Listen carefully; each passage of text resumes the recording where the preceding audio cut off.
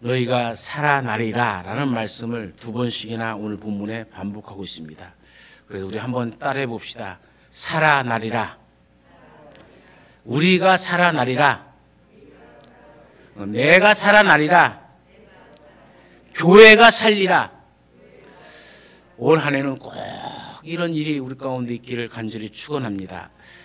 오늘 이 말씀은 내 힘이 아니라 하나님의 은혜로 하나님이 살아나게 해주신다는 말입니다.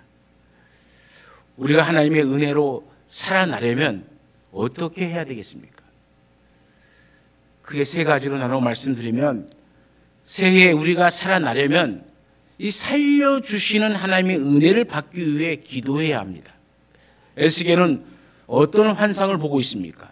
하나님의 권능으로 에스겔을 골짜기 가운데로 데리고 가셨는데 그곳에는 뼈들만 가득 있습니다. 뼈들이 아주 많았고 힘이 말라 있습니다. 수분이랑은 조금도 없다는 얘기죠. 그럼 이 뼈가 무엇이겠습니까? 곧 이스라엘의 온 족속들의 영혼을 가르치는 겁니다. 남쪽 유다와 북쪽 이스라엘 모든 족속들을 가르치는 말이죠. 여러분, 역사적으로 보면 유다는 기원전 586년에 바벨론에 망했고, 또 1차, 2차, 3차 포로로 많은 사람들이 바벨론 땅으로 잡혀갑니다. 이 에스겔은 그 2차 포로 때 약 망한 후 10년 뒤인 기원전 597년에 포로로 잡혀갔습니다. 30세쯤 나이에 요아긴 왕과 함께 포로로 잡혀갔죠. 포로 생활 10년쯤 되었을 때이니까 이제 40대 정도의 나이가 되어졌습니다. 또 뼈들이 말랐다는 것은 온 이스라엘이 파멸되고 쇠약해졌고 끝장이 났다는 것이죠. 당시 이스라엘 사람들의 모습, 이스라엘 사회의 모습을 그대로 보여주는 겁니다. 원수들이 와서 성벽을 헐고 성전을 불사르고 여자들을 겁탈하고 남자들을 죽이고 남은 백성들은 다 포로로 잡혀갔고 자기들의 신들을 섬기게 하는, 그래서 이러지도 못하고 저러지도 못하는, 거기에 무슨 희망이 있겠습니까? 이것은 이스라엘 민족의 상태가 이미 절망적인 상황에 도달했다는 것을 암시합니다. 생명의 흔적이라고는 전혀 남아있지 않은 말하는 것이죠. 이미 끝나버렸다는 얘기입니다. 이제는 더 이상 소망이 없습니다. 스스로 힘으로는 회복할 수 없는 상태입니다. 그래서 뼈가 말랐는데 심이 말라 있습니다. 오늘 우리가 새해가 되었지만 우리 상태도 그럴 수가 있습니다. 영적 상태가 마치 메마른 뼈처럼 말라서 예배 드리는 감격이 없고 말씀 들어도 깨달음이 없고 기도해도 공허하고 찬양을 드려도 감동이 없을 수 있습니다. 하나님을 믿는다 하지만은 평안을 누리지 못하고 교회 일에 참여하기는 하지만 이 감사와 감격과 기쁨이 없을 것입니다. 찬송을 부르지만 하나님께 영광을 돌리지 못하고 말씀을 듣지만 조금 더 변화되지 않는 내 모습, 그게 마른 뼈의 모습입니다. 경제적으로 마른 뼈의 상태일 수도 있습니다. 정신적으로 마른 뼈와 같은 상태일 수도 있습니다. 건강으로 인해 이제는 살 소망이 없을 수도 있습니다. 자녀를 바라볼 때 도대체 미래가 보이지도 않을 수 있습니다. 마른 뼈처럼 생기가 없는 경제, 가정, 건강, 사업, 신앙, 인간관계, 마음의 상처, 열정, 그 모든 것이 될 수도 있습니다. 도무지 눈 씻고 찾아볼래야 소망이 없는 그런 상태일 수도 있습니다. 우리 하나님께서는 이런 절망적인 상황, 소망 없는 해골 같은 인생, 깊은 수렁에 빠져 헤어나오지 못하는 그 나라를 보고 어떤 마음을 가지고 계시겠습니까? 우리 하나님은 에스겔에게 이렇게 묻습니다. 인자야, 이 뼈들이 능히 살 수 있겠느냐? 너 사람아, 이 뼈들이 다시 살 수 있겠느냐라고 묻는 겁니다. 이미 해골같이 되어버린 사회, 희망이 없는 인간일지라도 하나님은 포기하지 않으십니다. 이때 에스겔이 뭐라고 대답합니까? 여호와여, 주께서 아시나이다. 이것이 에스겔의 믿음입니다. 에스겔의 대답은 회복될 수 있습니다. 또는 회복될 수 없습니다. 이렇게 말하는 것이 아닙니다. 주 하나님, 주님께서 하십니다. 하나님의 능력에 대한 믿음이죠. 하나님의 전적인 주권에 대한 신뢰입니다. 하나님의 마음에 따라 회복할 수도 있고 회복되지 않을 수도 있다는 겁니다. 다른 말로 하면 하나님께서 은혜를 베풀어 주시면 회복될 수 있지만은 하나님께서 은혜를 주시지 않는다면, 은혜를 거둬버린다면 살 수 없다는 얘기가 되어지는 거죠.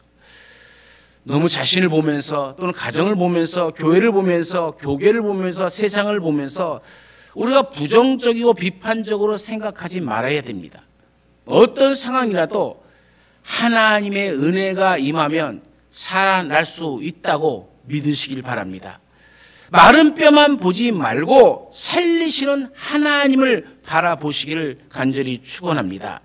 아무리 죄악 많은 인생이지만은 하나님의 은혜를 주시면 그 영혼이 살아날 수 있습니다.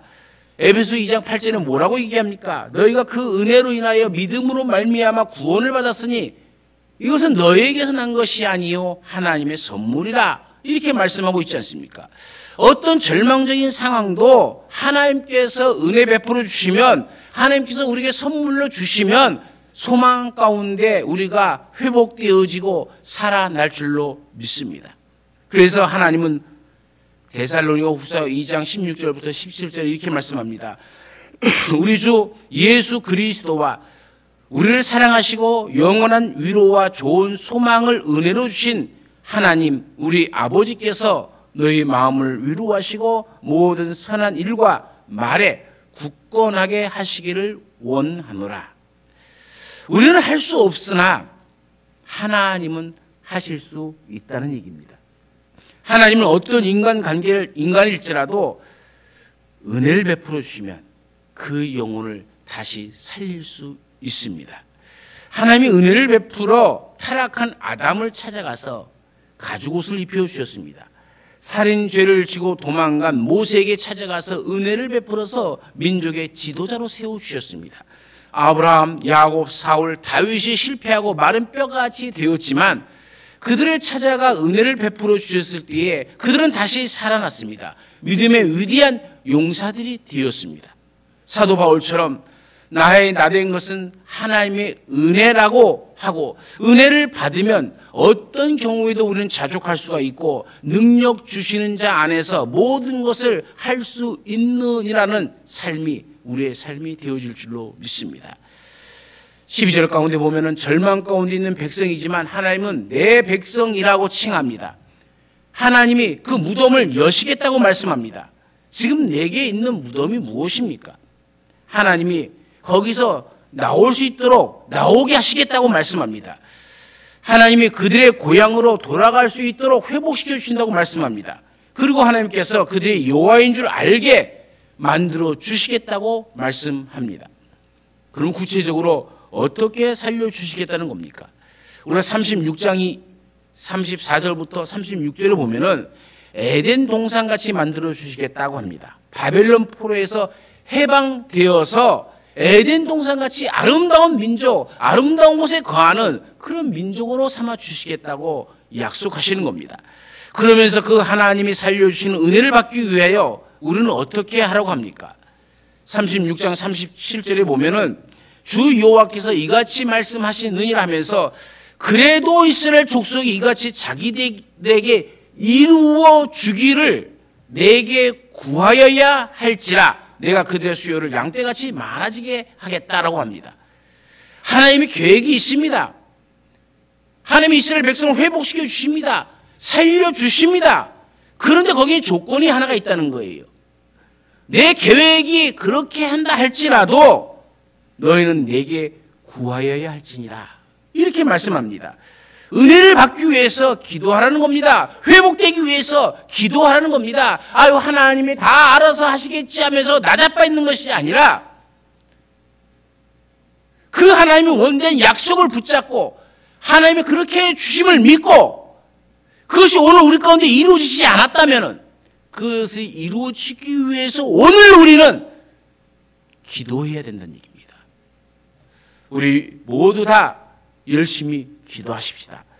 그래서 올 한 해 하나님이 살려주시는 그 은혜를 우리가 누리시기를 간절히 축원합니다. 두 번째, 새해 우리가 하나님의 은혜로 살아나려면 말씀을 들어야 합니다. 은혜를 베푸시는 하나님이 어떻게 살린다고 말씀합니까? 오늘 4절 말씀에 또 내게 이르시되 너는 이 모든 뼈에게 대언하여 이르기를 너희 마른 뼈들아 여호와의 말씀을 들을지어다 라고 선포합니다.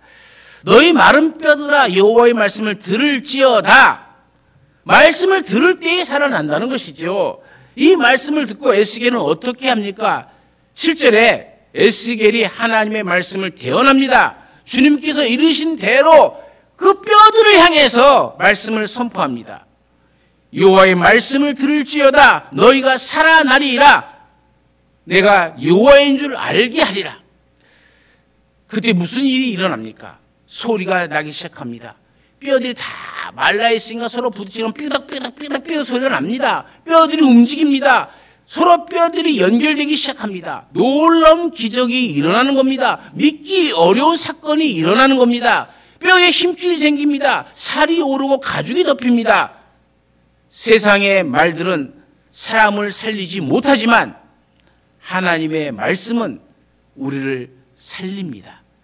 어떤 절망적인 상황에 놓여 있다 해도 말씀을 들을 때에 소망이 생겨나는 겁니다. 결단력이 생겨납니다.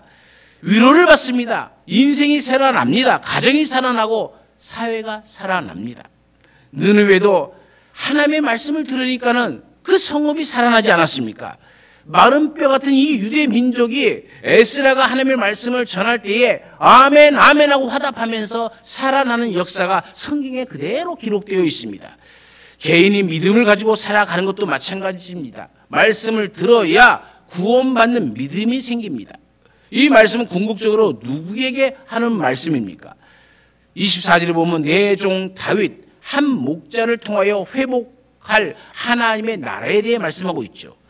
다시 말하면 다윗의 후손에서 태어날 메시아 한 목자 예수 그리스도를 말씀하는 겁니다.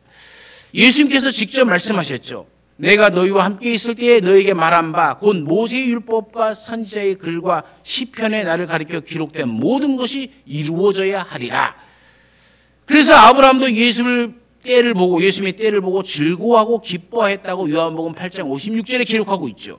모세가 하나님의 백성과 함께 고난을 받게 된 것도 그리스도를 위한 수모다라고 얘기하고 있습니다. 이사야가 예언한 것이 모두 다 예수님에 관한 이야기다라고 말하고 있는 것이죠.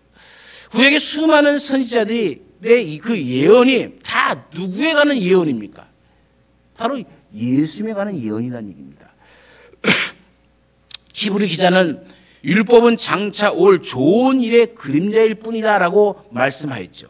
새 언약 예수님을 위해서 옛 언약 율법을 주셨다는 겁니다. 주께서 뭐라고 말씀하십니까? 히브리서 8장 8절에 볼지어다 날이 이르니 내가 이스라엘 집과 유다 집과 더불어 새 언약을 맺으리라 얘기합니다. 구약은 살리는 데 있어서 온전하지 못하다는 겁니다. 예수님을 통해서 온전한 구원을 이루시는 겁니다. 곧 하나님의 말씀은 예수 그리스도시고 예수 그리스도는 우리 가운데 말씀으로 요한은 요한복음 1장에서 우리에게 말씀하고 있습니다. 성경 속에 예수님을 만나야 우리 인생이 살아나는 겁니다. 예수님이 말씀하시죠. 오직 이것을 기록하면 너희로 예수께서 하나님의 아들 그리스도이심을 믿게 하려 함이요 또 너희로 믿고 그 이름을 힘입어 생명을 얻게 하려 함이니라. 바울도 기록하고 있죠. 어려서부터 성경을 알았나니 성경은 능히 너로 하여금 그래서 예수 안에 있는 믿음으로 말미암아 구원에 이르는 지혜가 있게 하느니라. 이 말씀을 속에서 예수를 만나야 됩니다. 말씀을 읽는 중에, 말씀을 듣는 중에, 말씀을 전하는 중에 우리의 영혼이 살아나고 우리의 마음도 살아나고 우리의 삶도 살아나게 되어집니다. 말씀 속에서 예수를 만나고 예수를 구주로 믿어야 새 생명을 얻고 살아납니다. 그리고 그것으로 끝나는 것이 아니라 그 말씀을 통해 절망 가운데 소망을 얻게 되어지고 슬픔 가운데 기쁨이 우리 삶 속에 회복되어질 줄로 믿습니다. 아직도 예수 그리스도를 나의 주인, 나의 구원주로 믿지 않는 분이 있다면은 새해에는 말씀을 듣고 말씀을 읽고 말씀을 실천하면서 꼭 예수를 만나서 우리 영혼이 살아나는 복된 삶이 되어지시길 간절히 축원합니다. 예수를 믿어 하나님의 백성이 되었지만 영적으로, 정신적으로, 경제적으로, 신체적으로 또 관계적으로 마른 뼈처럼 내 삶이 살아가고 있다면 말씀을 듣고 읽고 암송하면서 우리 가운데 기쁨이 회복되어지고 하나님의 위로가 회복되어지고 하나님의 비전이 우리의 비전이 되어지는 그 은혜가 우리 가운데 있기를 바랍니다. 은혜를 말씀을 통해서 우리에게 나타내 주십니다. 구원의 은혜도 위로의 은혜로 기쁨의 은혜도 회개의 은혜도 충만함의 은혜도 소망의 은혜도 기대의 은혜도 회복의 은혜도 말씀을 통하여 주어지는 것입니다. 하나님의 말씀은 우리를 힘겹게 하고 짜증나게 하고 지루하기 위해서 주신 말씀이 아닙니다. 잠 안 올 때에 수면제로 사용하라고 하나님께서 성경을 우리에게 주신 것이 아니잖아요. 이 말씀은 우리의 삶의 표대가 되어지고 우리 가운데 이 세상을 살아가면서 승리하라고 하나님이 우리에게 말씀을 주신 줄로 믿습니다. 그 말씀을 읽는 중에 여러분 가운데 또 우리 모두 가운데 하나님의 은혜가 충만하게 채워지기를 간절히 축원합니다. 세 번째, 새해 우리가 살아나려면 하나님의 은혜로 성령과 성령 충만을 받아야 합니다. 마른 뼈가 살이 붙게 되어지고 산 사람처럼 변화되는 기적이 있었지만 아직 문제가 있습니다. 무슨 문제입니까? 생기가 없는 것이죠. 이때 하나님께서 무엇라고 말씀하십니까? 9절 말씀에 보면 생기를 들어가게 하라 하십니다. 5절 말씀에 보면 내가 생기로 너희에게 들어가게 하리니 너희가 살리라 합니다. 이 생기는 무엇입니까? 생기는 히브리 말로 루아흐라는 말입니다. 바람, 호흡이라는 말입니다. 생명을 뜻하는 말입니다. 단순한 인간의 생명을 말하는 것이 아닙니다. 14절 말씀에 보면 내 신입니다. 바로 성령님이십니다. 다 똑같은 말을 이렇게 번역한 것이죠. 성령님을 말씀하는 겁니다. 말씀만 듣는다고 살아나는 것이 아니라 말씀만 듣는다고 중생함을 받고 거듭나는 것이 아니라 똑같은 말씀을 들어도 어떤 사람은 이를 갈고 죽어가는 사람이 있어요. 여러분, 시내산에서 모세가 말씀을 받고 내려왔습니다. 그때 말씀을 받았는데 3,000명이 죽었어요. 여러분 잘 생각해 보십시오. 출애굽한 지 이미 50일이 되는 그날 오순절 날입니다. 그때에 그들의 죄악으로 말미암아 3,000명이 죽었습니다. 그런데 신약이 오순절 그날에 성령이 임하니까 어떤 일이 벌어집니까? 베드로가 설교를 할 때 3,000명이 회개하고 살아납니다. 참 희한하지 않습니까? 성경을 읽으면서 그럴 때마다 소름이 쫙쫙 끼칠 때가 많아요. 구약에 있던 말씀, 그 사건들이 신약의 많은 말씀과 다 연결되어져 있음을 보면서 깜짝깜짝 놀랄 때가 많이 있습니다. 3,000명이 오순절날, 구약의 오순절날 죽었는데 신약의 오순절날은 3,000명이 세례받고 하나님 앞에 돌아오는 역사가 일어나요.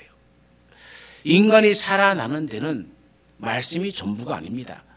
성령을 받아야 됩니다. 성령을 받아야 이 말씀이 바르게 이해되어지고 바르게 깨닫게지고 가짜로 살아나는 것이 아니라 진짜로 살아나는 역사를 체험하게 되어지는 것이죠. 그러므로 우리는 성령을 받아야 합니다. 바알 제사장들이 제단을 쌓고 거기에 송아지를 가져다 놓고 소리 지르고 춤을 추고 별짓을 다 해봐도 하늘에서 불이 내려오지 않아요. 오늘 교회도 마찬가지입니다. 별별 악기를 다 동원하고 춤을 추고 많은 설교를 듣는다고 해서 성령 받는 것이 아닙니다. 살아나지 못합니다. 오히려 마른 뼈처럼 시끄러운 소리만 뿌리락 소리만 낼 뿐이죠. 성령의 불이 내려야 재물을 불살라 버리고 하나님의 임재를 체험하는 살아나는 역사가 일어나는 겁니다. 천지 창조 때도 하나님이 말씀으로만 창조하지 않았습니다. 이때 하나님의 신이 수면 위에 운행하였다라고 기록하고 있습니다. 하나님의 신이 누굽니까? 성령이십니다. 성령이 모든 것을 다 돌보고 그 모든 우주 가운데 임재하시는 것이죠. 인간을 창조할 때도 흙으로 사람을 지으시고 그 코에 뭘 불어넣었어요? 생기를 불어넣어 생명으로 살아나게 한 겁니다. 그냥 숨쉬고 살아간다고 사는 것이 아닙니다. 생기가 들어와야 살아가는 것이에요. 그 생기, 창세기에 나오는 그 생기, 그 코의 생기, 그것이 곧 히브리 말로 루아흐입니다. 호흡이란 뜻, 생기란 뜻, 생명이란 뜻, 성령이란 뜻을 같이 포함하고 있는 말입니다. 오순절날 교회가 탄생할 때도 성령의 불이 혀같이 임했다라는 것을 알 수가 있습니다. 니고데모가 예수님께 와서 사람이 어떻게 다시 살아날 수 있느냐고 질문할 때 우리 예수님께서는 사람이 물과 성령으로 나지 아니하면 하나님 나라에 들어갈 수 없다라고 얘기합니다. 물로 태어난 것은 우리 인간의 자연적인 출생입니다. 성령으로 태어난 것은 영적 출생입니다. 우리가 구원받을 때는 이 땅에 모텔에서 어머니한테 태어났다고 구원받는 것이 아니라는 얘기입니다. 반드시 성령으로 받아야, 성령으로 다시 태어나야만 하나님 나라에 들어갈 수 있다고 얘기하는 거예요. 예수님의 제자들이 주님을 부인하고 도망간 후에 영적 침체에 빠졌습니다. 그때 그들은 무기력하게 다락방에 숨어 지냈습니다. 그때 부활하신 예수님께서 그들 가운데 직접 찾아오셔서 놀라운 축복을 주셨죠. 그것이 무엇입니까? 예수님 그들에게 단도직입적으로 이렇게 선포합니다. 요한복음 20장 22절에 성령을 받으라. 성령을 받으라. 두려워서 다락방에 숨어서 혹시 나 잡아갈까? 오늘 내가 잡혀서 죽지 않을까? 그런 두려움을 이길 수 있는 방법은 성령을 받는 겁니다. 마른 뼈 같은 우리의 인생이 다시 활기차게 생기를 받아서 살아나는 역사, 그 역사가 오늘 우리의 삶 속에 우리 교회 가운데 일어나기를 간절히 축원합니다. 성령이 임하자 어떤 일이 일어납니까? 생명이 살아납니다. 그 생명이 큰 군대가 되어집니다. 이것이 무엇을 말합니까? 우리의 실제적인 삶이 변화되어져 간다는 얘기입니다. 이것으로 끝나는 것이 아닙니다. 하나님이 이 해고를 통해 이루시고자 하는 것이 무엇입니까? 37장 19절부터 보면은 그 목적이 나옵니다. 새로운 연합이 이루어집니다. 남북이 하나가 되어지고 동서가 하나 되어지고 부한 자나 가난한 자나 남자나 여자나 종이나 자유자나 그리스도 안에서 모두 하나가 되어집니다. 이것이 사도행전에 나오는 오순절 다락방 사건 아닙니까? 남녀노소 모두가 하나 되어지고 종과 주인이 하나가 되어지고 유대인과 이방인이 다 하나가 되어지는 역사가 구약 에스겔에 나왔던 그 언약의 말씀이 신약 성경 그대로 이루어져서 모두 다 있는 자들이 다 교회에 그 있는 것들을 갖다 놓고 공공생산, 공공필요에 따라서 나눔을 갖는 놀라운 역사가 일어나기 시작하는 거죠. 또한 37장 23절 말씀에 보면 사람이 변화됩니다. 거룩한 백성들로 변화가 되어집니다. 하나님의 거룩한 백성이 되어지는 것이죠. 또 24절과 28절에 보면은 새로운 세계관을 가지게 되어집니다. 하나님에 대한 인식이 새로워집니다. 새로운 인생관을 가지게 되어집니다. 이렇게 성령을 받고 지속적으로 삶의 현장에서 살아가려면 우리는 성령 충만을 받아야 됩니다. 성령 세례는 한 번 받으면 끝이지만 성령 충만은 계속 받아야 되는 겁니다. 올 한 해 하나님의 은혜로 우리 모두가 성령 충만을 받아 우리의 실제적인 삶 가운데 살아나는 역사가 우리의 삶 속에서 체험되어지기를 간절히 축원합니다. 성령이 충만하면 생명의 열매가 맺히게 되어지고 성령이 충만하면 사역의 열매가 맺히게 되어지고 성령 충만하면 성령의 열매가 우리 가운데 맺혀지게 되어집니다. 성령님이 하시면 태산도 평지가 되어집니다. 성령으로 말하는 스데반을 당할 자가 아무도 없었습니다. 무능력하고 예수님을 3번이나 부인한 베드로가 성령 충만하니까 완전히 변화되어서 기적의 사람이 되었습니다. 성령 충만하면 시작한 모든 일들을 중도에 그만두는 것이 아니라 끝까지 마치게 되어집니다. 스가랴 4장 9절은 뭐라고 얘기합니까? 그가 내게 일러가로되 여호와께서 스룹바벨에게 하신 말씀이 이러하니라. 만군의 여호와께서 말씀하시되 이는 힘으로 되지 아니하며 능으로 되지 아니하고 오직 나의 신으로 되느니라. 나의 신이 뭡니까? 성령을 가리키는 말입니다. 힘으로 능으로 안 됩니다. 내 힘이 아무리 강하도 내 능력이 아무리 많아도 그것으로 되는 것이 아니라 오직 성령으로 되어짐을 선포하고 있는 것이죠. 우리 모두 성령 충만합시다. 어렸을 때에 우리 자녀들이 이 컴퓨터 게임을 하는 것을 봤어요. 뭐 여러 가지 게임들을 합니다. 우리 큰아들은 게임을 얼마나 좋아하는지 지가 또 게임을 만들어서 컴퓨터로 만들어서 할 정도로. 그런데 그 게임을 가만히 보니까 아빠 들게는 아니라 이렇게 하면서 죽어 죽어야 되는데 죽어야 되는데 소리가 계속 막 들려오는 거예요. 상대를 죽이면서 그렇게 소리를 치는 겁니다. 여러분 보세요. 다른 사람을 적으로 생각하면, 다른 사람을 경쟁자로 생각하면 살리는 것이 아니라 죽이는 일에만 충만해지는 거예요.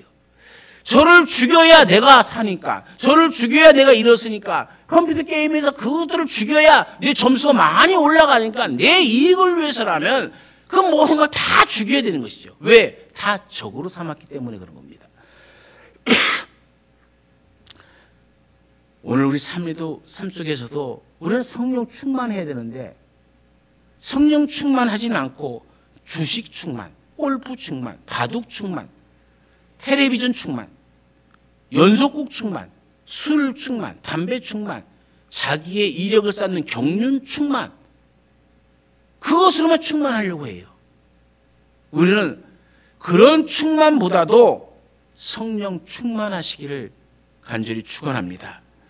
성령 충만하려면 먼저는 구해야 됩니다. 두 번째는 회개해야 됩니다. 세 번째는 말씀에 순종해야 됩니다. 내가 살 수 있는 길이 성령을 받고 성령 충만한 데 있는 것이죠. 그럴 땐 나도 살고 다른 사람도 살릴 수 있습니다. 오늘 이 말씀이 1차적으로는 이스라엘 백성을 이스라엘의 해방을 말씀하고 있지만 2차적으로는 예수 그리스도를 통해서 회복되어질 하나님의 나라를 말씀하고 있습니다. 요한복음 5장 25절에 이렇게 말합니다. 진실로 진실로 너희에게 이르노니 죽은 자들이 하나님의 아들의 음성을 들을 때가 오나니 곧 이때라. 듣는 자는 살아나리라. 이 에스겔서 37장의 말씀과 동일한 말씀 아닙니까? 요한복음 6장 63절에도 보면 살리는 것은 영이니 육은 무익하니라. 내가 너에게 이른 말은 영이요 생명이라. 최종적으로는 예수님의 재림으로 완성될 하나님의 나라를 예표하고 있습니다. 이제 2023년 새해가 되었습니다. 우리는 하나님의 은혜로 예수님을 구주로 영접하여 하나님의 아들, 딸이 되었습니다. 새해에는 하나님의 은혜로 삶의 전 영역이 살아나기 위해서 열심히 기도하시길 바랍니다. 또한 새해에는 하나님의 은혜로 살아나기 위해서 말씀을 최선을 다해 듣고 읽고 암송하고 묵상하시길 바랍니다. 새해에는 하나님의 은혜로 살아나기 위해서 아직까지 성령 세례를 받지 못하신 분들은 성령 세례를 받으시고 성령 받으신 성도님께서는 성령 충만을 받으셔서 성령의 열매들을 사역의 열매들이 주렁주렁 맺어서 내가 살고 가정이 살고 교회가 살고 나 때문에 이웃이 살고 세상이 살아 정말 살맛 나는 인생, 살맛 나는 세상을 만들어가는 우리 모두가 되어주시길 간절히 축원합니다. 우리 가운데 함께 하신 하나님, 주의 영광, 주의 은총을 사모하며 우리가 올 한 해 하나님이 주시는 은혜로 다시 살아나기를 소망합니다. 우리가 살아나기 위해서 열심히 더 간구하며 기도하게 하시고, 살아나기 위해서 말씀을 최선을 다해 듣고 읽고 암송하고 그 말씀을 실천하기 위해 살아가는 삶이 되게 하옵소서. 새해에는 성령의 세례와 성령 충만함을 받아 우리의 삶의 모든 곳에서 성령의 열매들이 주렁주렁 맺혀나게 하여 주옵소서. 죽은 마른 뼈 같은 우리 영혼이 성령 충만으로 살아나서 주의 영광을 드러내는 삶이 되게 하여 주옵소서. 언제나 우리와 함께 하시는 예수님의 이름으로 기도드리옵나이다. 아멘.